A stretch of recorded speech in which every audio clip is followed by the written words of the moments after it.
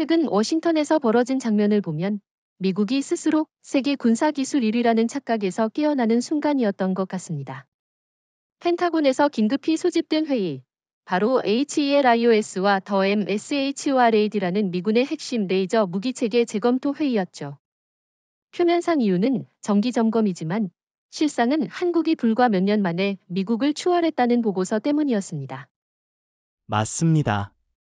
그 보고서는 국방부 내부에서도 충격 그 자체였습니다. 특히 이재명 대통령 정부 하에서 한국이 추진한 차세대 레이저 무기 통합 AI 시스템 개발이 미국의 HLOS보다 명백히 더 앞서 있다는 결론이 명시되어 있었죠. 미국이 주도권을 쥔다고 믿어왔던 지향성 에너지 무기 분야에서 이제 한국이 기술 표준을 바꿔버릴 수 있다는 이기의식이 고위 장성들 사이에 퍼졌습니다. 회의장 분위기를 보면 전통적으로 우리가 리드한다던 자신감이 사라지고 묘한 침묵과 시선 회피가 이어졌다고 합니다. 특히 도널드 트럼프 대통령이 최근 방위산업 관련 브리핑에서 한국 기술을 공개 언급하며 우리가 뒤처지고 있다는 말을 했다는 건 그만큼 내부 위기감이 크다는 방증이죠. 게다가 이번 사안이 심각한 이유는 미국이 지금까지 일본, 유럽 동맹국에게 기술 수직 전수 형태로 무기를 팔던 모델이 무너질 위험에 처했다는 겁니다. 시게루 이시바 일본 총리도 최근 국회 답변에서 일본 레이저 무기 개발 속도가 한국을 따라가기 어렵다는 사실을 인정했습니다. 이는 단순한 군사 기술 경쟁이 아니라 아시아 내 패권 구도가 바뀌고 있다는 뜻입니다. 중국도 예외가 아니죠. 시진핑 정부가 중국판 HELIOS 개발에 수십억 달러를 쏟아붓고 있지만 한국의 실전 테스트 수준과 신뢰성에는 아직 한참 못 미칩니다. 미세먼지 습도 온도 변화에 따른 성능 저하 문제를 한국은 이미 극복했는데 중국은 여전히 실험실 수준에 머물러 있습니다. 이 차이는 전장에서는 치명적입니다. 맞습니다. 그리고 이번 회의에서 펜타곤이 특히 주목한 건 한국이 단순히 무기만 잘 만든 게 아니라 동맹국 네트워크를 활용해 빠르게 시장을 장악하고 있다는 점이었어요. 폴란드, 사우디아라비아, UAE, 심지어 NATO 동유럽 국가들까지 한국산 레이저 무기에 관심을 보이고 있습니다. 그 이유는 간단합니다. 미국보다 가격 경쟁력이 있고 기술이 최신이며 조건이 주권 침해 없음이기 때문입니다. 이게 바로 미국이 당황하는 포인트죠. 지금까지 미국은 무기와 함께 정치적 조건, 정보 공유, 심지어 작전권 제한까지 패키지로 묶어서 팔았습니다. 하지만 한국은 기술 주권 존중과 맞춤형 통합이라는 완전히 다른 접근법을 제시하고 있습니다. 40에서 70대 시청자 여러분, 이게 왜 중요한지 아십니까? 바로 이 전략이 한국을 무기 없는 강제력을 가진 국가로 만드는 기초이기 때문입니다. 그렇죠. 펜타곤이 이번 회의를 단순 점검이 아니라 2기 대응 회의로 규정한 것도 앞으로의 무기 표준이 미국이 아닌 한국에서 나올 수 있다는 두려움 때문입니다. 기술의 주도권은 곧 정치적 발언권이고 이는 국제 안보 질서에서 절대적인 힘을 의미합니다. 한국이 그 문턱을 넘고 있다는 사실, 이제 미국도 부정할 수 없습니다. 펜타곤 회의에서 가장 분위기를 무겁게 만든 건 단연 비교표였습니다. 일반적으로 이런 기술 비교 자료는 언론에 절대 유출되지 않죠. 하지만 이번에는 내부에서도 이건 충격이라는 반응이 나올 만큼 수치 차이가 명확했습니다. 한국의 차세대 레이저 무기는 출력 150kW급의 실전 환경에서 95% 이상 명중률을 기록한 반면 미군의 HELIOS는 60에서 80kW에서 명중률이 70% 초중반대에 머물렀습니다. 맞아요. 특히 날씨나 전장 환경에 따른 성능 유지율이 가장 큰 차이였습니다. 한국의 시스템은 폭우 강풍 황사 환경에서도 90% 이상 성능을 유지했지만 미국은 습도 80% 이상일 때 출력 저하가 심각하게 나타났습니다. 이건 단순한 기술 차이가 아니라 전쟁터에서 살아남을 무기냐 아니냐를 가르는 결정적 요소입니다. 게다가 반응 속도에서도 한국이 앞섰죠. 한국형 AI 통합 레이저는 표적 탐지 후 발사까지 평균 1.3초, 미국 HELIOS는 34초. 겉으로는 작은 차이 같지만 고속 드론이나 극초음속 미사일 요격에서는 이 23초가 생사를 결정합니다. 그리고 더 MSHORAD 역시 한국의 차세대 지상 이동형 레이저 차량보다 탐지 범위와 목표 동시 대응 능력이 떨어진다는 평가가 나왔습니다. 여기에 유지 보수 비용까지 비교하니 미군 장성들의 표정이 굳을 수밖에 없었습니다. 한국은 국산 부품 자급률이 92%에 달해 유지비가 미국 대비 절반 수준인데 미국은 핵심 부품을 여전히 제한된 몇몇 공급망에 의존하고 있어 단가가 높고 수리 기간이 길죠. 이건 동맹국 입장에서 매우 매력적인 포인트입니다. 여기서 중요한 점은 이런 성능 차이가 단순히 한두 번의 시험 결과가 아니라는 겁니다. 한국은 이미 사우디, UAE, 폴란드와의 공동 훈련에서 실전 대치 수준으로 테스트했고 그 결과를 그대로 성능 인증에 반영했습니다. 반면 미국은 실험실과 제한된 시험장에서의 데이터만 가지고 해외 세일즈를 하고 있죠. 그러니 이제 NATO 동유럽 국가들이 왜 미국산을 사야 하지? 라는 질문을 공개적으로 하게 된 겁니다. 특히 폴란드 국방부 관계자가 비공식 회담에서 한국의 레이저는 우리 기후와 지형에 맞춤형으로 튜닝이 가능하지만 미국은 표준형만 제공한다 라고 발언한 건 시장 분위기가 얼마나 바뀌었는지를 보여줍니다.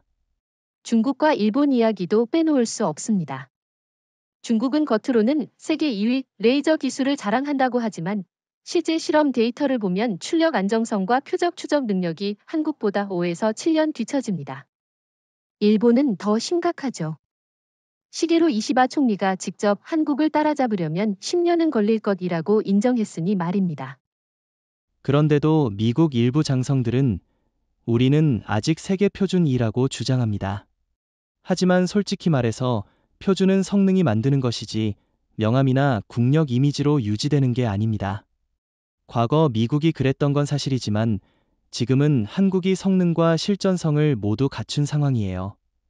동맹국들이 성능을 기준으로 선택한다면 미국산이 아니라 한국산을 고를 수밖에 없습니다. 이건 결국 국제 무기 시장의 심리적 기준선이 바뀌는 순간입니다.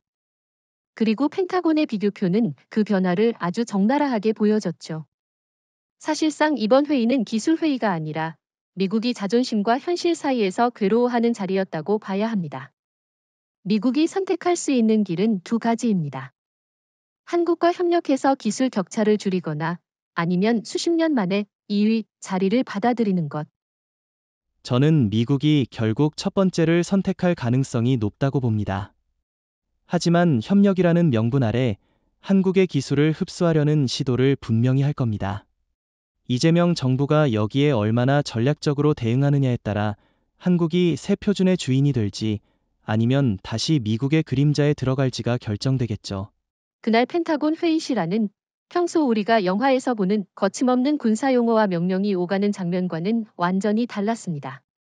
비교표가 스크린에 띄워지고 한국과 미국의 레이저 무기 성능 차이가 수치로 명확하게 드러난 순간 마치 시간이 멈춘 듯 정적이 흘렀죠. 저는 이 장면이 미국 군사 역사에서 상징적인 장면으로 남을 거라고 봅니다. 세계 최강이라는 자부심이 처음으로 실시간 붕괴되는 순간이었으니까요. 맞아요. 특히 몇몇 사성 장군들의 표정이 인상적이었죠. 한 장군은 팔짱을 낀 채 한참 동안 아무 말도 하지 않았고 다른 장군은 자료를 넘기면서 고개를 절레절레 흔들었습니다. 왜 그랬을까요? 저는 그게 단순히 기술적 열세 때문만이 아니라 정치적 후폭풍을 걱정했기 때문이라고 생각합니다. 미국이 지금까지 NATO, 중동, 아시아 동맹국의 무기를 팔 때 쓰던 우리가 세계 표준이라는 프레임이 더 이상 통하지 않을 수 있다는 걸 깨달은 거죠. 그렇죠. 더구나 이번 회의에는 도널드 트럼프 대통령의 안보보좌관도 직접 참관했는데 그 사람 표정도 굉장히 굳어 있었어요. 트럼프 대통령이 최근 재선 행보에서 미국은 여전히 군사기술 1위라고 주장했는데 그 발언이 불과 며칠 만에 허물어질 수 있다는 뜻이니까요. 대통령의 발언 신뢰성마저 타격받을 수 있는 상황입니다. 그리고 흥미로운 건 일부 장군들이 한국을 언급하는 방식이었습니다. 예전 같으면 우리가 지도해 줄 테니 한국이 따라와야 한다는 식이었는데 이번에는 한국과 어떻게 협력할지 고민해야 한다로 바뀌었죠. 이 말은 곧 미국 내부에서도 지도자 추종자 구조가 무너지고 대등한 파트너로서 한국을 인정해야 한다는 목소리가 나온다는 뜻입니다. 그건 엄청난 변화죠. 불과 10년 전만 해도 미국은 일본을 아시안의 최우선 기술 파트너로 두고 한국은 보조적 역할로만 평가했습니다. 하지만 지금은 시게로 이시바 일본 총리조차 국회에서 한국의 기술력을 존중해야 한다고 발언하는 상황입니다. 미국이 그걸 모를 리 없죠. 일본을 통해서도 직접 보고서를 통해서도 한국이 앞섰다는 사실을 인정할 수밖에 없는 겁니다. 그런데도 회의장에서 중국 이야기는 거의 나오지 않았습니다. 왜냐하면 중국은 이미 직접적인 기술 경쟁자가 아니라 후발 위협으로 분류되고 있기 때문이죠. 시진핑 정부가 대대적으로 선전하는 레이저 무기는 실제 성능이 미흡하다는 게 이미 국제 정보망을 통해 알려져 있습니다. 결국 미국이 진짜로 경계해야 할 나라는 중국이 아니라 한국이라는 걸 내부에서도 인정한 셈입니다. 맞습니다. 저는 그 침묵 속에 숨겨진 감정이 충격 플러스 당혹 플러스 불안이었다고 봅니다. 왜냐하면 군사기술은 단순히 무기 하나의 문제가 아니라 동맹 구조와 글로벌 군사 표준을 좌우하는 핵심 요소거든요. 만약 한국이 차세대 지향성 에너지 무기 표준을 선도하게 되면 미국은 이 선으로 밀려나게 됩니다. 그러면 무기 수출, 정보 교환, 심지어 정치적 발언권까지 약화되죠. 여기서 우리가 주목해야 할 건 한국이 이 상황을 어떻게 활용하느냐입니다. 이재명 대통령 정부는 이미 기술 주권이라는 용어를 국제 무대에서 자주 쓰고 있고 방위사업청과 국방부가 적극적으로 동맹국 맞춤형 패키지를 제시하고 있습니다. 미국이 그 틀 안으로 들어올 수밖에 없는 구조를 만든다면 단순한 기술 경쟁에서 끝나는 게 아니라 전략적 주도권까지 확보할 수 있죠. 결국 그날 회의에서의 침묵은 미국이 패배를 인정하는 첫걸음이었다고 해석할 수 있습니다. 물론 공식적으로는 절대 그런 말을 하지 않겠죠. 하지만 동맹국들이 점점 한국과 직거래를 시도하고 미국이 그 흐름을 막지 못한다면 조용히 주도권은 넘어가게 될 겁니다. 그리고 저는 그 시작이 바로 이 이례적인 침묵이었다고 확신합니다. 네, 그 침묵은 단순한 공백이 아니라 새로운 시대의 신호였습니다. 그리고 그 신호를 가장 먼저 읽은 건 바로 우리 한국이어야 합니다. 미국이 우리 기술을 인정한 순간 우리는 더 이상 조연이 아니라 무대 중앙에 서는 주인공이 되기 때문입니다. 이번 회의에서 특히 장성들이 불편해했던 부분은 HELIOS의 구조적인 약점이 너무나 명확하게 드러났다는 점이었습니다. HELIOS는 미 해군 이지스함에 탑재돼 주로 대드론, 대소형 선박, 일부 미사일 요격을 목표로 개발됐지만 실제 해상 환경에서의 성능 저하가 심각하다는 게 내부 보고서에 적시되어 있었습니다. 특히 염분이 많은 해풍과 습한 기후에서 출력이 급격히 떨어지는 문제가 있었죠. 그게 바로 한국 기술과의 가장 큰 차이입니다. 한국의 차세대 함정 탑재형 레이저는 제주 남방, 서해, 동해 등 다양한 기후대에서 이미 실전 테스트를 거쳤습니다. 폭우와 강풍 속에서도 출력 유지율이 92% 이상이었죠. 이건 단순히 좋은 부품을 써서가 아니라 소재공학과 냉각 시스템, 그리고 AI 기반 출력 제어 기술이 결합된 결과입니다. 반면 HUS는 여전히 기계적 냉각과 일정 출력 유지 방식에 의존하고 있어 기후 변화 대응이 늦습니다. 그리고 에너지 소모량도 문제입니다. HELIOS는 고출력 모드에서 작동할 경우 전력 소모가 워낙 커서 함정이 다른 무기 시스템 운용에 제약을 줍니다. 반면 한국 시스템은 모듈형 에너지 분배 방식을 사용해 동일 전력원에서 레이저와 레이더, 심지어 전자전 장비까지 동시에 안정적으로 운용할 수 있죠. 동맹국 입장에서 보면 이건 운영 효율성에서 엄청난 차이입니다. 맞아요. 더 큰 문제는 유지보수 주기입니다. HAOS는 장거리 작전 중에 고장이 나면 현장에서 수리가 거의 불가능합니다. 부품 교체나 점검을 위해 기지로 돌아가야 하는 경우가 많죠. 그런데 한국 시스템은 현장에서 모듈 단위로 교체가 가능하고 심지어 부품 일부를 3D 프린터로 제작해 대체할 수도 있습니다. 이건 비용 절감뿐 아니라 작전 지속성에서도 압도적인 장점입니다. 저는 여기서 한 가지 의문이 듭니다. 미국이 이런 약점을 알고 있으면서도 왜 개선 속도가 이렇게 느릴까요? 제 생각엔 두 가지 이유가 있습니다. 첫째, 기존 방산업체의 이해관계. HELiOS 개발사들이 이미 계약과 생산 라인을 고정해 놓았기 때문에 새로운 기술 도입이 쉽지 않습니다. 둘째, 미국의 기술 자만심. 과거에 세계를 주도했던 경험 때문에 뒤처졌다는 걸 인정하기 어려운 거죠. 그런 점에서 한국은 훨씬 유연합니다. 이재명 정부 들어서 국방 R&D 구조를 완전히 바꾸고 민간 기업과 스타트업까지 적극적으로 참여시켰습니다. 삼성, 한화, LI진엑스원 같은 대기업뿐 아니라 AI 소재 전문 중소기업도 방산 프로젝트에 참여하면서 혁신 속도가 빨라졌죠.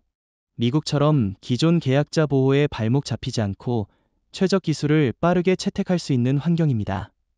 게다가 HELiOS의 표적 추적 알고리즘도 한계가 있습니다. 특히 초소형, 고속 드론 편대가 불규칙한 궤도로 접근할 때 표적 전환 시간이 길어집니다.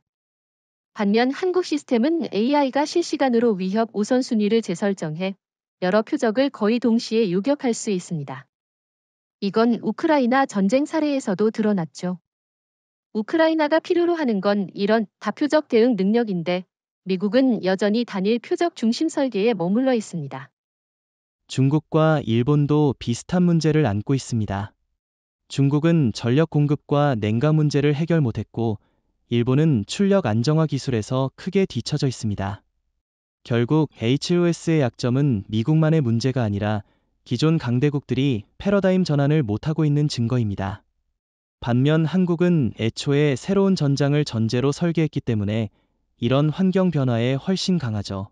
결국 펜타곤 내부에서도 이제는 HELiOS를 대폭 개량하거나 아니면 한국 기술을 도입해야 한다는 목소리가 커지고 있습니다.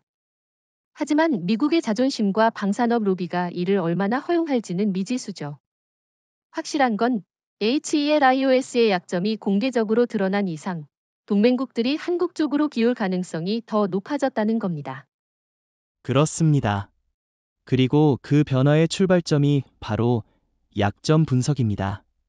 미국이 인정하든 안 하든 시장과 전장은 이미 한국 기술의 우위를 확인했습니다. 이제 남은 건 한국이 그 우위를 얼마나 전략적으로 활용하느냐뿐입니다. 펜타곤 회의에서 기술 비교표가 끝난 직후 또 한 번 분위기가 얼어붙는 순간이 있었습니다. 바로 미 국방정보국 DIA이 제출한 비밀 정보 보고서가 공개된 때였죠. 표지에는 굵은 글씨로 이렇게 적혀 있었습니다. 대한민국 차세대 지향성 에너지 무기 NATO 기준 초과 달성. 이 문구 하나만으로도 장군들의 표정이 다시 굳어졌습니다. 그 보고서가 특히 충격적이었던 이유는 단순한 스펙 비교를 넘어 전술적 전략적 파급력을 분석하고 있었다는 점입니다. DIA는 한국이 이미 차세대 레이저 무기의 인공지능 기반 예측 요격 알고리즘을 완전히 통합했다고 밝혔습니다. 이건 표적이 움직이기 전에 궤적과 속도를 계산해 사전에 빔을 쏠 위치를 결정하는 기술인데 미국은 아직 프로토타입 단계에 머물러 있죠. 게다가 보고서에는 한국이 이 기술을 지난 6개월 동안 3차례 실전 시뮬레이션에 투입했고 그중 한 번은 중동의 실제 군사 훈련장에서 비공개로 테스트했다는 내용도 포함돼 있었습니다.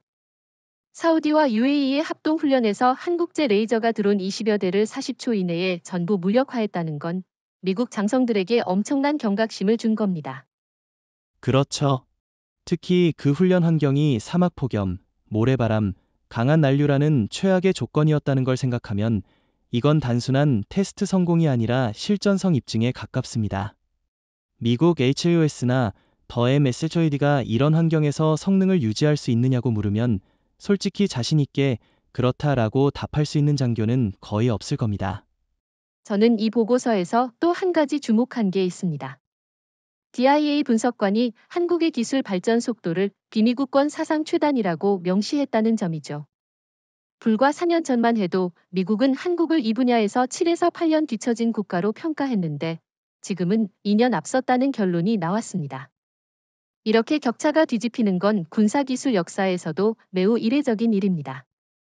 그 배경에는 분명한 이유가 있습니다. 첫째, 이재명 정부의 국방과학 집중 투자. 둘째, 삼성한화, LI진엑스원 등 민간 대기업이 방산 분야에 전례 없이 적극적으로 참여한 것. 셋째, 동맹국 맞춤형 기술 이전 전략입니다. 반면 미국은 여전히 우리 방식에 맞춰라는 태도를 고수하다 보니 동맹국들의 니즈를 빠르게 반영하지 못했죠. 보고서의 또 다른 민감한 내용은 NATO 일부 국가들이 이미 미국 대신 한국산 레이저 무기 구매 의사를 타진했다는 부분입니다. 특히 폴란드, 루마니아, 그리고 발트 3국 중 최소 두 나라가 한국 기술을 자국 방공망에 통합하는 방안을 검토 중이라고 명시돼 있었습니다. 미국 입장에서는 굉장히 불편한 대목이죠. 흥미로운 건 보고서에 일본과 중국의 상황도 비교로 들어있었다는 점입니다. 일본은 기술 개발 속도가 느리고 예산 집행 과정이 관료주의에 막혀 진도가 늦습니다. 중국은 막대한 자금을 투입했지만 여전히 출력 안정화와 냉각 문제를 해결하지 못해 장시간 운용이 불가능합니다. 이 말은 곧 미국이 맞서야 할 실질 경쟁자는 오직 한국뿐이라는 뜻입니다. 그렇기 때문에 보고서 마지막 장에 미국은 향후 3년 내 기술 격차를 줄이지 못하면 지향성 에너지 무기 분야의 글로벌 표준 설정권을 상실할 위험이 있다라는 경고가 적힌 겁니다. 표준 설정권이라는 건 단순히 무기를 파는 문제를 넘어 전 세계가 어떤 스펙과 호환성을 따라야 하는지를 결정하는 힘입니다. 네, 그 힘을 잃는 순간 미국의 군사 외교 전략은 근본부터 흔들립니다. 지금까지 미국이 우방국 군대의 장비를 사실상 미국산 중심으로 유지할 수 있었던 것도 이런 표준을 쥐고 있었기 때문이죠. 그런데 그 표준이 한국으로 넘어가면 미국은 기술뿐 아니라 전략의 주도권까지 잃게 됩니다. 저는 이 상황을 한국이 절대 놓치면 안 된다고 봅니다. 미국이 기술 협력을 제안하더라도 조건 없이 주는 건 절대 안 됩니다. 대신 한국이 주도하는 다자 표준 협의체를 만들고 미국이 그 안으로 들어오도록 해야 합니다. 그게 진정한 역할 전환이죠. 동의합니다. DIA 보고서는 미국 내부의 경각심을 일깨우는 문서이지만 동시에 한국에게는 새로운 시대의 초대장이 될 수 있습니다. 이제 공은 우리 쪽에 넘어왔습니다. 우리가 어떻게 이 기회를 살리느냐에 따라 10년 뒤 세계 군사 지형도가 바뀔 수도 있습니다. DIA 보고서가 공개된 뒤 회의실 안에서 가장 많이 나온 단어가 바로 표준, 스탠다드이었습니다. 지금까지 미국이 군사 분야에서 절대적인 영향력을 유지할 수 있었던 건 단순히 무기를 잘 만들어서가 아니라 국제 표준을 장악하고 있었기 때문이죠. NATO든 중동이든 아시아 동맹국이든 결국 미국이 정한 규격과 통신 프로토콜, 무기 호환성을 따라야 했습니다. 그런데 이 역할이 한국으로 넘어갈 가능성이 현실로 다가왔습니다. 맞습니다. 표준이라는 건 일종의 보이지 않는 족쇄입니다. 미국산 무기를 쓰면 미국식 탄약, 미국식 소프트웨어, 미국식 정비 체계를 따라야 하죠. 그런데 한국의 접근법은 완전히 다릅니다. 맞춤형 표준이라는 개념을 도입해 동맹국이 필요로 하는 조건에 맞춰 유연하게 설계합니다. 예를 들어 폴란드에는 혹한기 대응, 사우디에는 사막 환경 최적화를 적용하는 식이죠. 이런 유연성이야말로 미국이 절대 따라가기 힘든 부분입니다. 여기에 미국이 특히 불안해하는 건 한국이 새로운 표준을 제시할 때 동맹국들이 이를 더 선호할 수 있다는 점입니다. 왜냐하면 미국식 표준은 사실상 정치적 종속을 포함하지만 한국식 표준은 기술 자율성 보장을 전제로 하니까요. 동맹국 입장에서 당연히 후자를 선택하는 게 유리하죠. 그렇죠. 실제로 NATO 일부 장성들이 이미 비공식 회담에서 미국식 표준을 고집하는 건 우리 작전 유연성을 해친다 라는 불만을 표출했다고 합니다. 특히 발트 3국은 러시아 견제를 위해 신속한 무기 도입이 중요한데 미국식 승인 절차와 표준 검증은 너무 느리다고 하죠. 반면 한국은 계약 체결 후 1에서 2년 내에 실전 배치를 약속하고 그 과정에서 현지 훈련까지 동시 제공하니 매력이 클 수밖에 없습니다. 중국과 일본의 사례도 흥미롭습니다. 중국은 아예 독자 표준을 강제로 밀어붙이려 하지만 그건 오히려 반감을 사죠. 기술 호환성 문제도 심각하고요. 일본은 미국 표준을 그대로 받아 쓰는 방식이라 독자성이 없습니다. 결국 대한 표준으로 설득력을 가진 건 현재로선 한국뿐입니다. 그렇다면 미국이 정말로 표준을 내줄까요? 저는 그렇지 않다고 봅니다. 미국은 기술 협력이라는 명목으로 한국 기술을 흡수한 뒤 자기식으로 표준을 다시 설정하려 할 겁니다. 이게 바로 과거 일본이 당했던 방식이죠. 일본은 80에서 90년대 전자전 장비와 해상 방어 체계에서 뛰어난 기술력을 갖췄지만 미국의 공동개발 명목 아래 핵심 기술을 넘기고 결국 표준권을 빼앗겼습니다. 그렇기에 이재명 정부가 매우 신중하게 접근해야 합니다. 미국이 표준을 공유하자고 할 때 조건 없는 동의는 곧 기술 주권 포기입니다. 오히려 한국이 주도하는 다자간 표준 협의체를 만들어 미국이 여기에 참여하도록 유도해야 합니다. 그래야 우리가 표준권을 지키면서도 미국과의 협력 이미지를 유지할 수 있죠. 저는 여기에 하나를 더 제안하고 싶습니다. 표준을 기술 사양에만 국한하지 말고 운영 훈련 정비 절차까지 확장하는 겁니다. 이렇게 하면 한국의 영향력이 단순히 무기 한 종에 국한되지 않고 동맹국 군대의 일상적인 작전 체계까지 스며들게 됩니다. 일종의 소프트 파워 무기화죠. 좋은 지적입니다. 실제로 표준을 지배한다는 건 무기를 파는 것보다 훨씬 강력한 힘을 줍니다. 동맹국이 매일 사용하는 훈련 매뉴얼, 시뮬레이션 프로그램, 심지어 전장 데이터 포맷까지 우리가 결정할 수 있다면 미국이 그 나라에 끼칠 수 있는 영향력은 자동으로 줄어듭니다. 결국 지금 상황은 미국에게 위기이지만 우리에게는 기회입니다. 그리고 이런 기회는 자주 오는 게 아닙니다. 10년 전만 해도 한국이 군사 표준을 주도한다는 건 상상조차 못했죠. 하지만 지금은 전 세계가 HOS가 아닌 한국형 레이저 시스템의 스펙을 눈여겨보고 있습니다. 이 흐름을 굳히면 다음 세대 표준은 한국어 설명서로 시작될지도 모릅니다. 그렇죠.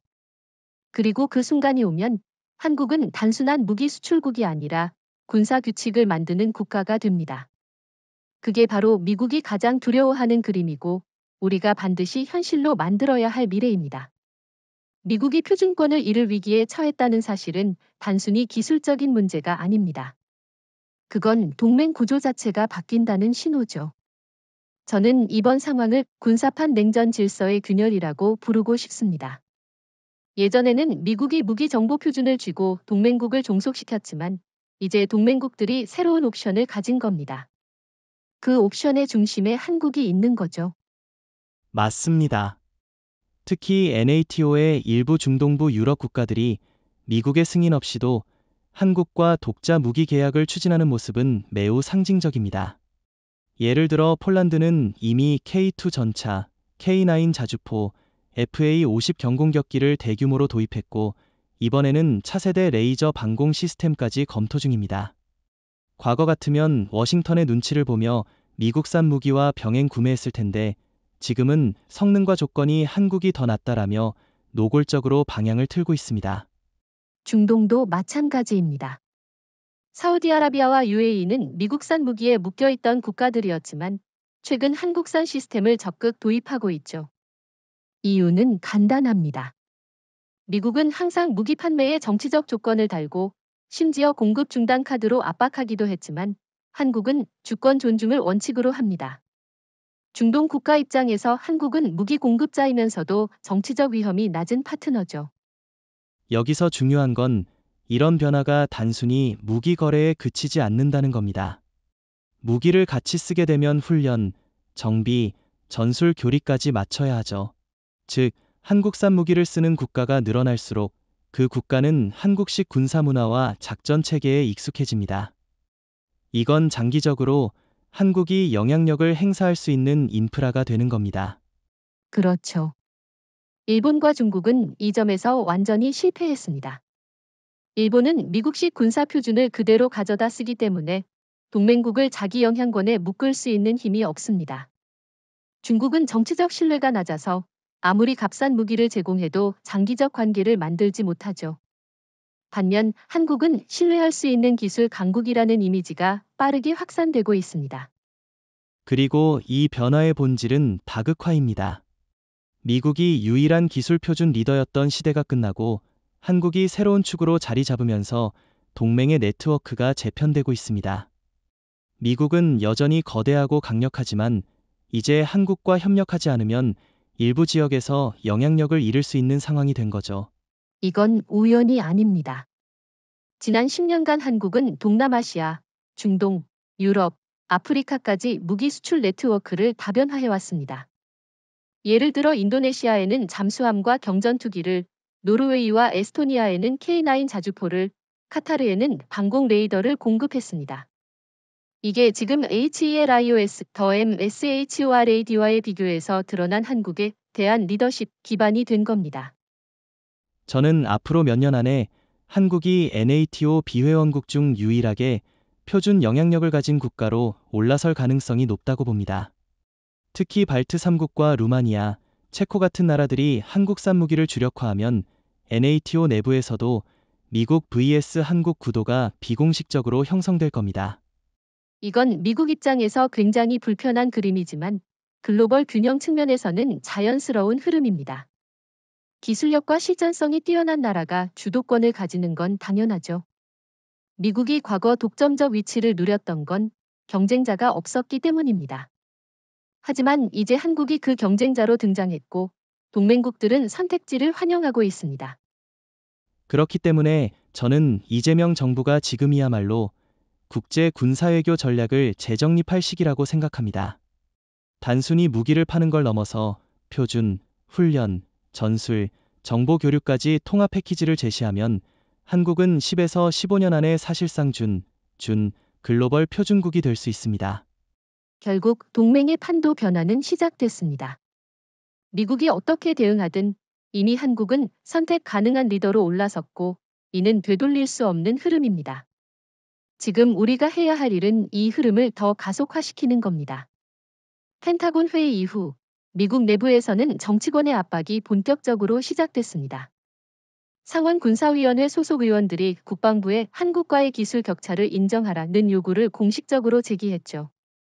특히 민주당과 공화당 모두 이 문제를 안보 프레임으로 묶어서 마치 미국이 한국에게 뒤처지는 것이 국가 위기의 전조인 것처럼 부각하고 있습니다. 맞아요. 도널드 트럼프 대통령도 이 사안을 무시할 수 없게 됐습니다. 트럼프는 재선 캠페인에서 미국 우선주의를 내세우고 있지만 만약 여론이 군사기술에서 한국에 뒤처진다로 굳어지면 안보 무능 이미지가 더 씌워질 수 있죠. 그렇다 보니 트럼프 행정부는 한국 기술과의 공동개발이라는 표현을 쓰면서도 실질적으로는 기술 흡수를 노리는 방향으로 움직이고 있습니다.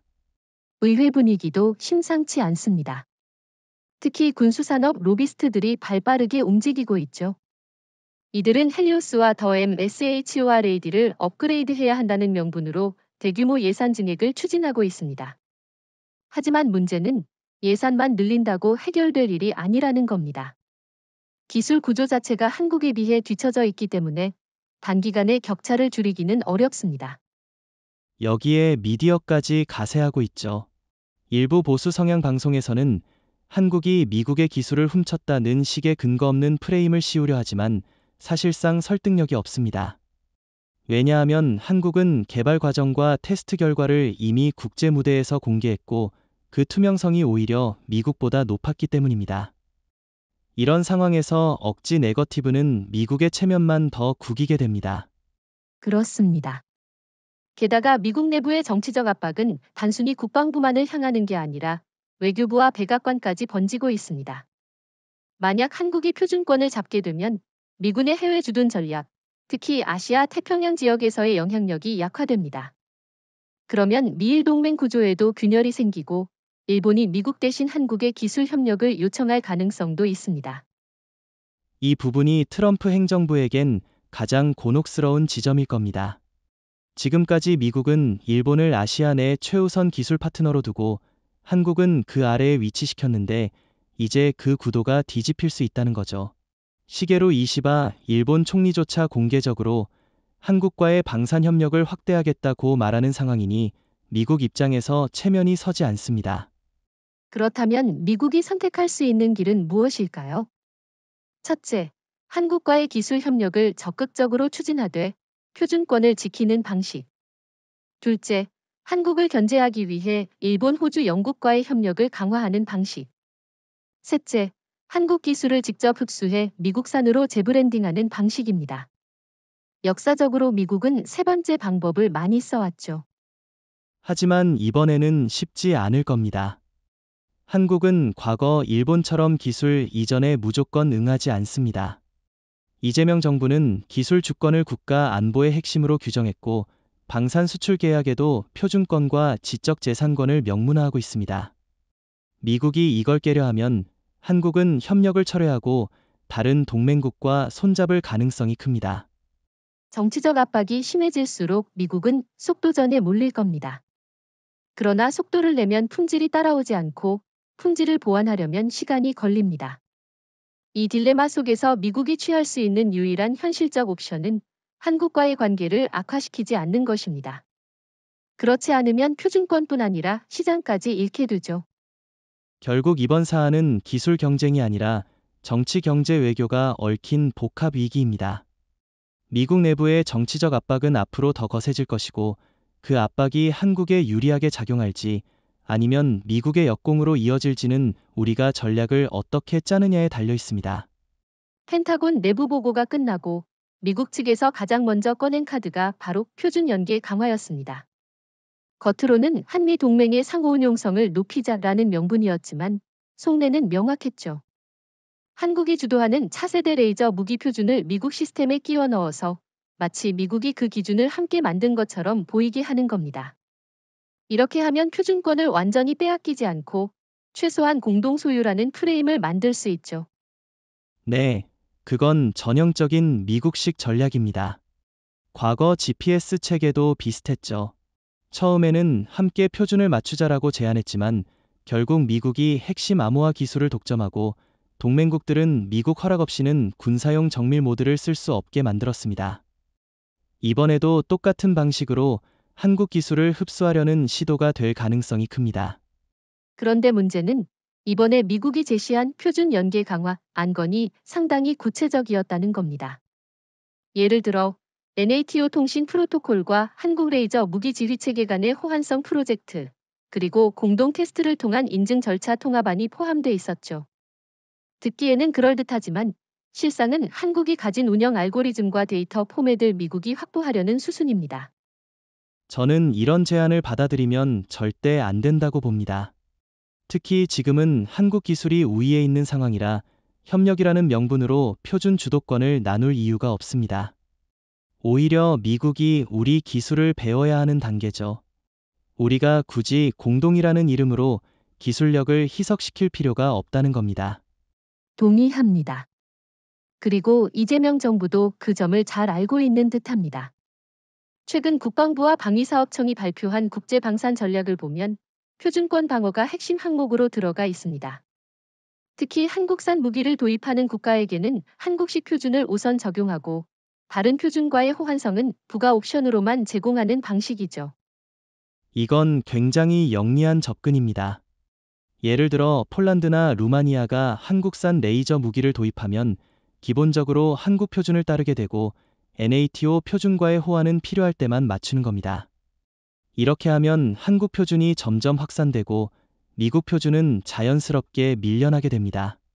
문제는 미국이 이걸 그냥 두고 보지 않을 거라는 거죠. 특히 트럼프 행정부는 미국 중심 동맹이라는 구도를 유지하려 할 겁니다. 그래서 표준 연계 협력 안에 정치적 조건을 끼워 넣을 가능성이 큽니다. 예를 들어 한국이 특정 국가에 무기를 수출할 때 미국의 사전 승인을 요구하는 식이죠.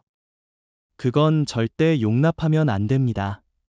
한국의 방산 수출 경쟁력이 폭발적으로 성장한 이유가 바로 정치적 간섭 없는 무기 거래 원칙이었기 때문입니다. 만약 미국식 조건을 받아들이면 지금까지 어렵게 구축한 신뢰 네트워크가 무너질 수 있습니다. 그래서 저는 한국이 이번 상황에서 역제안을 해야 한다고 생각합니다. 미국이 표준 연계를 원한다면 한국이 주도하는 다자간 표준 협의체에 미국이 정식 회원으로 참여하는 조건을 걸어야 합니다.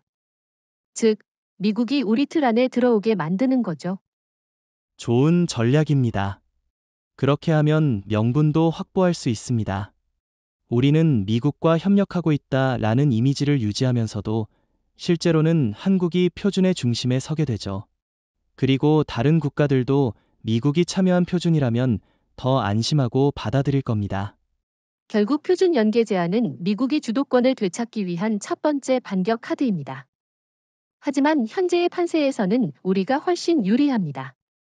문제는 우리가 이 우위를 지키면서 미국의 정치적 외교적 압박을 어떻게 관리하느냐입니다. 잘만 하면 이번 협상은 한국이 완전한 표준국으로 올라서는 계기가 될 수 있습니다. 맞습니다. 지금이야말로 우리가 미국의 리더십 신화를 현실로 대체할 순간입니다. 협력은 하되 주도권은 절대 넘기지 않는 것, 그것이 이번 게임의 승리 조건입니다. 펜타곤이 표준 연계 카드를 꺼낸 지 얼마 지나지 않아 또 하나의 움직임이 포착됐습니다. 바로 긴급 조달 계획, 이머전시 프로큐어먼트 플랜이죠. 명분은 간단합니다. 기술 격차를 메우기 위해 필요한 장비와 부품을 단기간에 확보하겠다. 그런데 이 계획 안을 자세히 보면 흥미로운 부분이 많습니다. 특히 한국산 핵심 모듈이나 부품을 직접 들여오는 방안이 내부적으로 논의되고 있다는 거죠. 네, 이건 사실상 부분적 수입을 통한 기술 흡수 시도입니다. 미국은 외부 기술을 들여올 때 반드시 두 가지 절차를 밟습니다. 첫째, 당장 필요한 부품을 구매해 성능을 끌어올리고, 둘째, 그 부품을 분해 분석해서 자체 복제 혹은 개량 버전을 만드는 것이죠. 과거 이스라엘의 아이언돔 일부 모듈이 미국에 들어간 뒤 비슷한 형태의 체계가 개발된 전례를 떠올리면 됩니다. 그렇죠. 이번에도 비슷한 패턴이 보입니다. 미군은 한국의 차세대 레이저 무기 시스템에서 고온 환경 냉각 모듈과 AI 기반 표적 예측 알고리즘을 주목하고 있습니다. 그런데 이 두 가지는 사실상 한국 시스템의 핵심 경쟁력입니다. 만약 이걸 그대로 넘기면 미국이 몇 년 안에 비슷한 시스템을 만들어낼 가능성이 큽니다. 그런데 미국이 이런 긴급 조달 계획을 밀어붙이려면 정치적으로도 명분이 필요합니다. 그래서 지금 미국 내에서는 동맹국 기술을 활용하는 건 안보 강화라는 프레임이 만들어지고 있습니다. 심지어 일부 의원은 한국과의 기술 협력이 곧 미국의 안보를 지키는 길이라고 주장하고 있죠. 하지만 여기서 협력이란 단어가 얼마나 양쪽에 공평할지는 의문입니다. 그게 바로 우리가 경계해야 할 점입니다. 협력이라는 포장 속에서 기술 이전을 압박할 가능성이 높거든요. 이재명 정부가 이런 상황을 알고 있는 건 분명합니다. 최근 방위사업청은 기술 이전 없는 부품 공급 계약이라는 새로운 조달 조건을 발표했는데 이건 사실상 미국의 긴급 조달 요청을 염두에 둔 조치일 수 있습니다. 좋은 포인트네요. 부품 공급은 하되 핵심 설계도나 소스 코드는 절대 제공하지 않는 방식이죠. 이렇게 하면 단기적으로는 미국이 필요한 성능을 확보할 수 있지만 장기적으로는 한국의 기술 우위가 유지됩니다. 저는 이게 최적의 균형점이라고 생각합니다. 문제는 미국이 이런 조건을 순순히 받아들일지 여부입니다. 미국 방산업체들은 이미 로비를 시작했어요. 한국과의 계약에 지적재산권 제한이 있으면 우리 산업에도 피해가 간다라는 논리죠. 하지만 사실 그건 자기들이 독점하려는 속내를 감춘 말에 불과합니다. 네. 그리고 저는 미국이 이 긴급 조달 계획을 동맹 공동 프로젝트 형태로 포장할 가능성이 높다고 봅니다. 예를 들어 한미 공동 레이저 방어망 구축 같은 이름을 붙이고 실질적으로는 한국 기술을 대거 가져오는 방식이죠. 겉으로 보기엔 멋져 보이지만 속은 전혀 다를 수 있습니다. 그래서 우리가 더 주도적으로 나서야 합니다. 만약 미국이 정말로 긴급 조달을 원한다면 그 조건으로 한국 주도에 다자간 실전 테스트 참여를 요구할 수 있습니다. 즉, 미국이 우리 무기를 사는 대신 우리가 설정한 전장 환경에서 평가를 받게 하는 겁니다. 이렇게 하면 미국도 협력 이미지를 얻지만 실제 표준과 조건은 우리가 쥐게 되죠. 그 전략은 동맹국들에게도 강한 메시지를 줄 수 있습니다. 미국도 한국식 시스템을 따른다는 인식이 퍼지면 다른 나라들은 더 쉽게 한국 표준을 받아들일 겁니다. 결국 긴급 조달이 오히려 한국의 브랜드 가치를 높이는 계기가 되는 거죠. 맞습니다. 그러니 이 긴급 조달 계획은 미국이 위기를 극복하려는 시도이자 우리가 주도권을 굳힐 수 있는 기회입니다.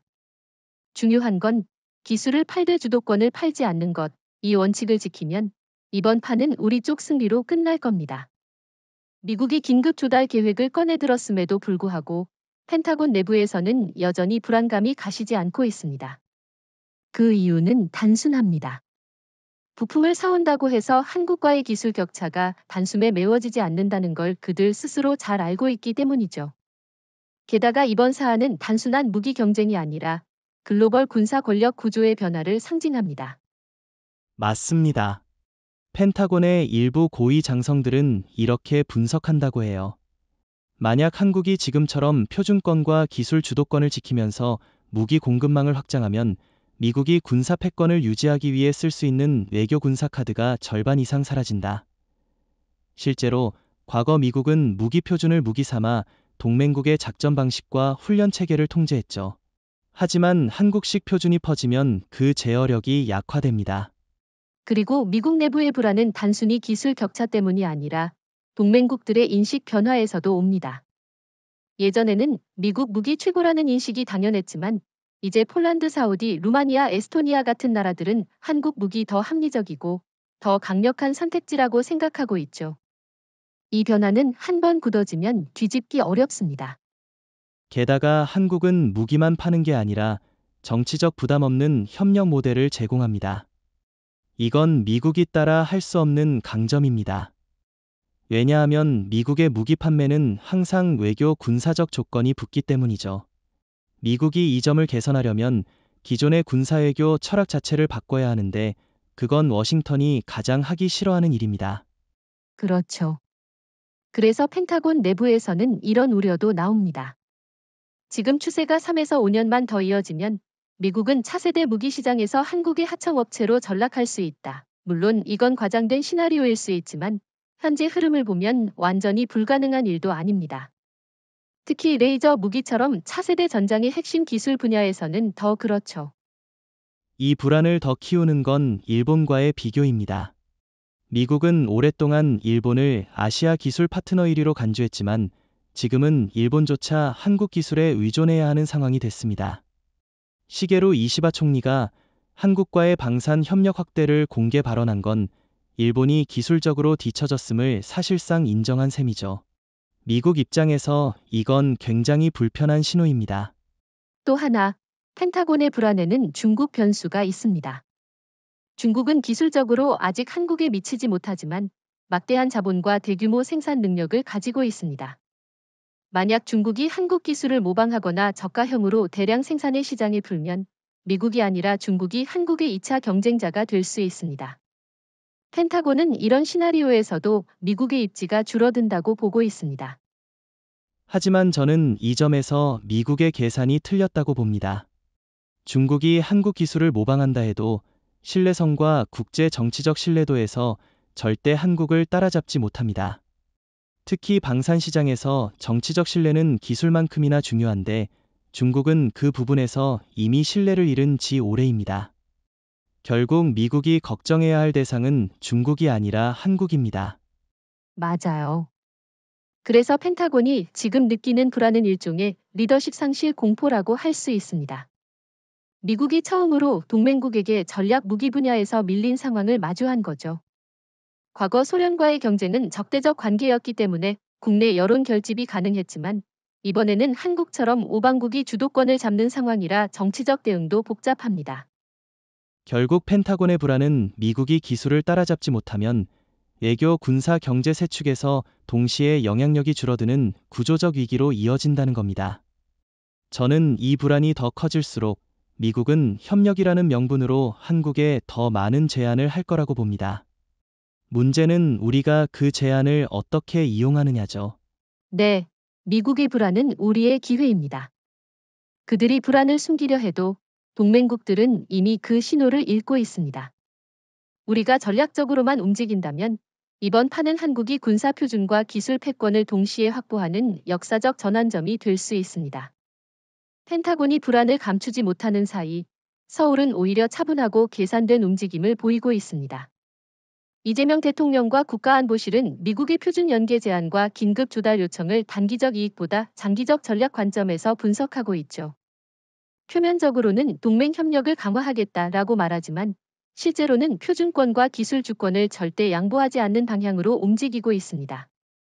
그렇습니다.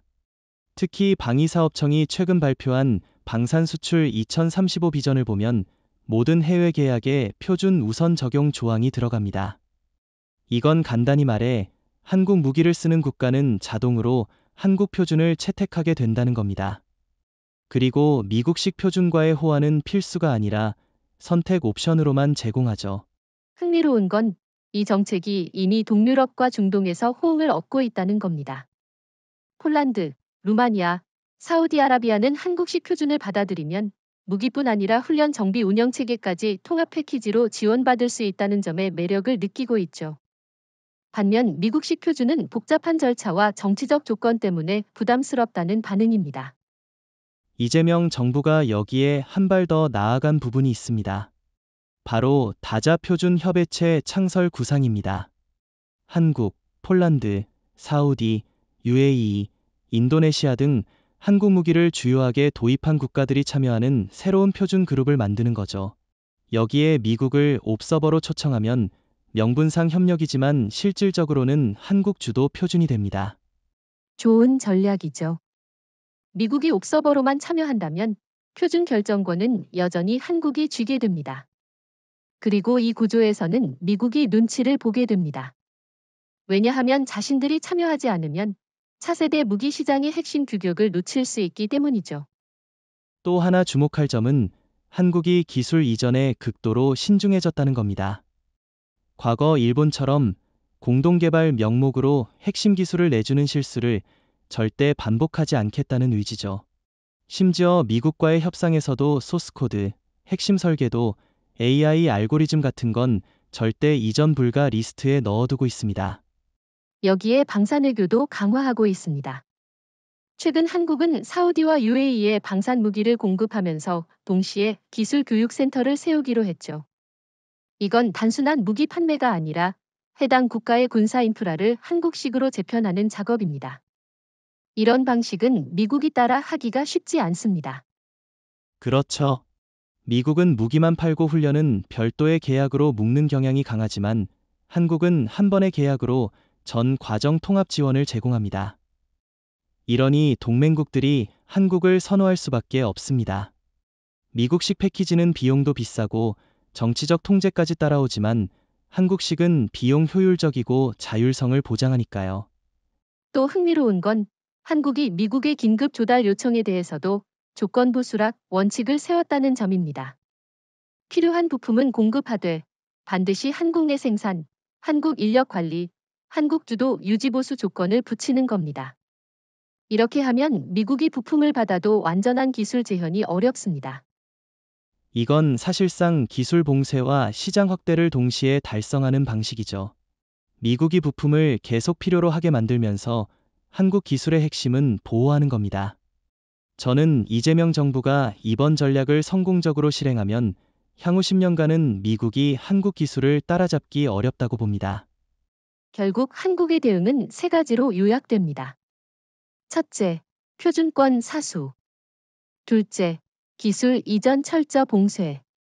셋째, 다자간 네트워크로 미국을 역으로 협상 테이블에 올려놓기. 이 세 가지가 동시에 작동하면 한국은 차세대 무기 시장의 중심 국가로 자리매김할 겁니다. 네, 그리고 이번 판은 단순한 기술 승부가 아닙니다. 국가의 전략, 외교, 경제, 권력까지 연결된 종합전입니다. 미국이 불안을 느끼는 지금이야말로 한국이 미래 20년의 군사 질서를 설계할 절호의 기회입니다. 이제 본격적으로 이야기해 봅시다. 펜타곤 내부 보고서와 동맹국들의 움직임을 종합해보면 앞으로 몇 년 안에 미국과 한국의 군사기술 관계는 완전히 뒤집힐 가능성이 있습니다. 그야말로 역할 전환 시나리오죠. 과거에는 미국이 기술과 표준을 제공하고 한국이 그 틀 안에서 따라갔지만 이제는 한국이 주도하고 미국이 그 틀에 맞춰야 하는 상황이 올 수 있습니다. 그 시나리오가 현실이 되면 국제 군사 무대에서의 위상은 완전히 달라질 겁니다. 지금까지 미국이 전략 설계자였다면 앞으로는 한국이 규칙 작성자가 되는 거죠. 특히 차세대 무기 표준, 지휘 통제 체계, 그리고 AI 기반 전투 지원 시스템에서 한국식 모델이 채택된다면 미국은 더 이상 무기 판매로 영향력을 장악할 수 없습니다. 그렇죠. 그리고 중요한 건 이 변화가 점진적이 아니라 급격하게 올 수 있다는 겁니다. 왜냐하면 이미 동유럽과 중동의 몇몇 국가들은 미국을 거치지 않고 한국과 직접 표준 계약을 논의하고 있습니다. 한번 이런 선례가 생기면 다른 나라들이 따라오는 건 시간 문제입니다. 하지만 미국이 가만히 있진 않겠죠. 그들은 아마도 공동개발과 공동표준화라는 이름으로 한국의 기술을 흡수하려 할 겁니다. 여기서 우리가 방심하면 다시 예전처럼 미국식 표준 아래로 들어갈 위험이 있습니다. 그래서 역할 전환 시나리오에서 가장 중요한 요소는 협상력입니다. 한국이 미국과의 협력 제안을 받을 때 기술 이전이나 표준권 포기가 아닌 오히려 미국이 한국식 표준을 따라오도록 만드는 조건을 걸어야 합니다. 예를 들어 NATO의 일부 무기 인증 절차를 한국 주도로 개편하고 미국이 이를 공식 인정하게 만드는 방식입니다. 좋은 전략입니다. 그리고 여기에 하나를 더 추가한다면 한국이 표준연합을 확실히 고착시키는 거죠. 폴란드, 루마니아, 사우디, UAE, 인도네시아 같은 주요 고객국을 중심으로 한국 표준에 기반한 다자 협력망을 만들고 여기에 미국이 옵서버로 들어오는 형태입니다. 이렇게 되면 미국도 참여하지 않으면 소외될 수밖에 없습니다. 또 하나 흥미로운 건 역할 전환이 단순히 기술 분야에서만 일어나는 게 아니라는 겁니다.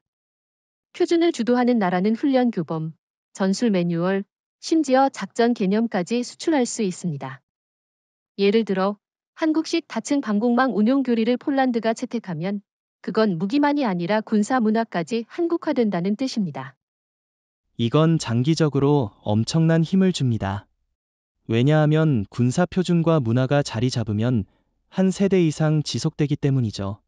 미국이 과거에 이 방식을 이용해 전 세계에 미군식 작전 체계를 퍼뜨렸듯이 이제 한국이 그 역할을 할 수 있는 겁니다. 그렇다면 질문 하나. 만약 미국이 끝까지 한국 표준을 거부한다면? 저는 그래도 손해는 미국 쪽이 클 거라고 봅니다. 왜냐하면 동맹국들이 이미 성능과 효율성에서 한국 무기를 선호하고 있기 때문에 미국이 혼자 표준을 유지하려 하면 오히려 고립될 수 있죠. 맞아요. 그리고 지금 미국의 가장 큰 문제는 자존심 때문에 변화를 인정하는 속도가 너무 느리다는 겁니다. 반면 한국은 유연하고 각 나라의 상황에 맞춘 맞춤형 솔루션을 제공하죠. 이 차이가 결국 판세를 갈라놓을 겁니다. 결국 역할 전환 시나리오는 피할 수 없는 흐름입니다. 미국이 이를 받아들이든 거부하든 이미 한국은 기술과 표준 양쪽에서 독자적인 리더십을 확립했고 그 영향력은 점점 확산되고 있습니다. 우리가 해야 할 일은 이 변화를 관리하면서 주도권을 공고히 하는 겁니다. 네, 그리고 그날이 오면 한국은 단순한 동맹국이 아니라 군사 질서의 설계자가 될 겁니다. 미국이 처음으로 우리의 룰에 맞춰 움직이는 모습을 보게 되는 날, 진정한 역할 전환이 완성되는 거죠. 역할 전환 시나리오가 현실이 되면 그 파급력은 단순히 한미 관계에만 머물지 않습니다. 전 세계 군사 외교 질서 자체가 재편될 가능성이 큽니다. 특히 차세대 무기 시장, 표준 설정권, 군사훈련 체계까지 한국이 주도하게 되면 기존 강대국 중심 질서는 근본부터 흔들리게 되죠. 맞습니다. 미국이 수십 년 동안 누려온 표준 제국 지위가 무너진다는 건 군사 외교에서의 발언권 상실을 의미합니다. 예를 들어 미국이 한 나라에 무기 금수 조치를 내리면 예전에는 그 나라 군사력이 즉시 타격을 받았지만 앞으로는 한국이나 다른 표준 그룹에서 장비를 공급받을 수 있게 됩니다. 이는 곧 미국의 제재 카드가 무뎌진다는 뜻입니다. 그리고 더 중요한 건 군사 표준이 경제 표준과도 연결된다는 겁니다. 한국식 방공망, 지휘체계, 통신 프로토콜이 퍼지면 관련 부품 소프트웨어 훈련 서비스 시장까지 한국 주도로 형성됩니다. 이건 단순한 무기 판매가 아니라 전 세계 군사 경제 생태계를 한국 중심으로 만드는 겁니다. 중국과 일본의 반응도 흥미로울 겁니다. 중국은 아마도 자국 기술을 대안 표준으로 밀어붙이려 하겠지만 정치적 신뢰 부족 때문에 다수 국가들이 꺼릴 겁니다. 일본은 미국 표준에 묶여있기 때문에 한국 주도의 질서에 편입될지 아니면 고립될지 선택해야 하는 상황이 올 겁니다. 시게루 이시바 총리도 이 딜레마를 이미 인식하고 있을 가능성이 큽니다. 동남아시아도 변화를 겪을 겁니다. 베트남, 필리핀, 말레이시아 같은 국가들은 기존의 미국이나 러시아 무기에 의존했지만 한국식 표준이 안정성과 유연성을 동시에 보장한다면 빠르게 전환할 수 있습니다. 특히 필리핀은 이미 한국산 호위함과 경공격기를 운용하고 있어 한국 표준을 군 전체로 확대하는 게 시간 문제일 수 있습니다. 중동은 더 극적이죠. 사우디와 UAE는 한국 무기를 단순히 구매하는 게 아니라 장기적으로 자국 방산 산업에 통합하려 합니다. 만약 이 지역이 한국식 표준을 채택하면 중동 전역이 사실상 한국 기술권에 들어가게 됩니다. 이건 미국이 중동에서 유지해온 영향력의 상당 부분을 잃는 결과로 이어질 겁니다. 유럽에서도 변화가 일어납니다. NATO의 일부 국가는 미국 표준을 고수하겠지만 동유럽, 북유럽 국가들은 실용성을 중시하기 때문에 한국식 표준을 선택할 가능성이 높습니다. 예를 들어 에스토니아나 핀란드 같은 나라들은 이미 한국 무기의 비용 대비 성능에 만족하고 있고 사이버 전자전 분야에서도 협력 폭을 넓히고 있습니다. 그리고 이 변화는 군사훈련 방식에도 영향을 미칩니다. 한국식 무기와 표준이 도입되면 해당 국가 군대의 훈련 매뉴얼과 작전 시뮬레이션까지 한국식으로 변합니다. 이렇게 되면 한국은 단순한 무기 공급국을 넘어 군사 교육 강국으로 자리매김하게 됩니다. 미국이 세계 각지에 군사 고문단을 파견했던 방식이 이제 한국 주도로 재현되는 거죠. 이건 외교적으로도 엄청난 힘을 줍니다. 무기 표준과 훈련 체계를 준 나라는 사실상 해당 국가의 군사정책 방향에 영향을 줄 수 있습니다. 그 영향력이 쌓이면 한국은 국제안보회의나 다자군사협의체에서 미국과 대등한 발언권을 가질 수 있게 됩니다. 결국 글로벌 전략적 파급력은 기술 우위에서 출발하지만 외교 주도권으로 기결됩니다.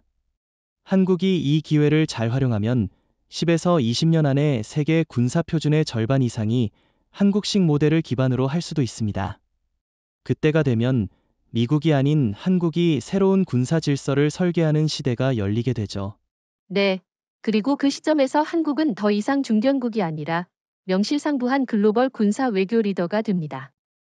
미국이 이를 막으려 해도 이미 형성된 네트워크와 신뢰는 쉽게 무너뜨릴 수 없습니다. 이번 변화는 단순한 기술 경쟁이 아니라 세계 권력 구조의 재편이라는 점을 잊지 말아야 합니다.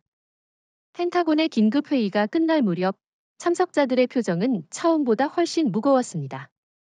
미국이 군사기술과 표준에서 한국에 뒤처졌다는 사실은 이제 부인할 수 없는 현실이 됐죠. 회의 결론은 세 가지였다고 합니다.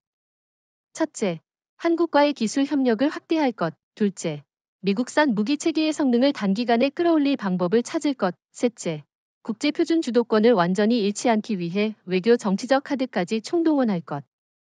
네. 하지만 여기서 흥미로운 점은 펜타곤이 협력이라는 단어를 쓰면서도 그 속내는 여전히 기술 흡수와 주도권 회복에 있다는 겁니다.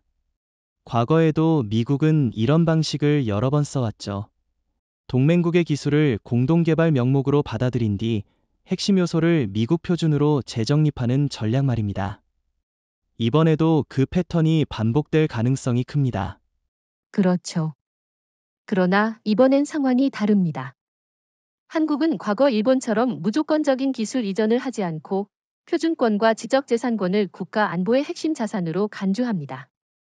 이재명 정부가 최근 발표한 국방기술 주권 수호 5대 원칙에는 미국을 포함한 어떤 동맹국에도 핵심 알고리즘 소스코드 설계도를 제공하지 않는다는 조항이 명확히 들어가 있죠. 그런데도 미국이 협력 제한을 멈추진 않을 겁니다. 왜냐하면 이미 폴란드, 루마니아, 사우디, UAE 같은 나라들이 한국식 표준을 받아들이기 시작했고 이 흐름이 가속화되면 미국이 고립될 수 있기 때문이죠. 펜타곤 입장에서는 지금이라도 끼어들어야 한다는 압박이 클 수밖에 없습니다. 그 압박은 이미 백악관과 의회로 번졌습니다. 일부 상원의원들은 한국과의 표준 연계가 곧 미국의 안보를 지키는 길이라고 주장하지만 동시에 한국 기술이 미국 표준을 대체하는 걸 막아야 한다는 모순된 입장도 내놓고 있습니다. 사실상 협력하되 주도권은 우리가 가져간다는 속마음이죠. 이런 상황에서 한국이 취할 수 있는 최선의 전략은 조건부 개방이라고 봅니다. 협력은 하되 미국이 한국식 표준을 공식적으로 인정하고 다자 표준 협의체에 참여하는 조건을 붙이는 겁니다. 이렇게 하면 명분과 실리를 동시에 챙길 수 있습니다. 네, 그리고 펜타곤도 그걸 잘 알고 있습니다. 그래서 회의 결론에 한국과의 관계를 손상시키지 말 것이라는 문구가 포함됐다고 하죠. 동맹 관계가 악화되면 미국은 표준권뿐 아니라 무기 시장, 훈련 네트워크, 군사 정보 공유까지 잃게 되니까요. 결국 이번 회의에서 미국은 두 가지 선택지를 남긴 셈입니다. 하나, 자존심을 접고 한국과 대등한 협력 관계를 맺는다. 둘, 표준 경쟁에서 패배를 인정하고 미국식 질서 유지에만 매달린다. 어느 쪽이든 한국이 이미 주도권을 쥔 분야에서는 판을 뒤집기 어렵습니다. 저는 이게 바로 한국에게 온 세기적 기회라고 생각합니다. 미국이 스스로 협력하자고 나서고 다른 동맹국들이 이미 한국을 선택하는 상황은 쉽게 오지 않습니다. 이 타이밍에 표준을 굳히고 기술 네트워크를 전 세계로 확장해야 합니다. 맞습니다. 그리고 이 변화는 단순히 무기 시장에서의 승리가 아니라 앞으로 20에서 30년간 세계 군사 질서를 설계할 수 있는 위치를 확보하는 것입니다. 펜타곤의 결론은 미국의 위기의식이자 한국의 전략적 기회라는 걸 잊지 말아야 합니다. 결국 이번 회의는 미국이 처음으로 한국이 기술 리더라는 현실을 받아들이는 순간이었습니다. 이제 남은 건 우리가 그 현실을 얼마나 오래 그리고 얼마나 강하게 유지하느냐입니다. 네, 그리고 그 유지 기간이 길어질수록 미국은 더 이상 기술 제국이 아니라 한국과 함께 움직이는 한 축이 될 수밖에 없습니다. 그날이 오면 진정한 의미의 역할 전환은 완성되는 겁니다.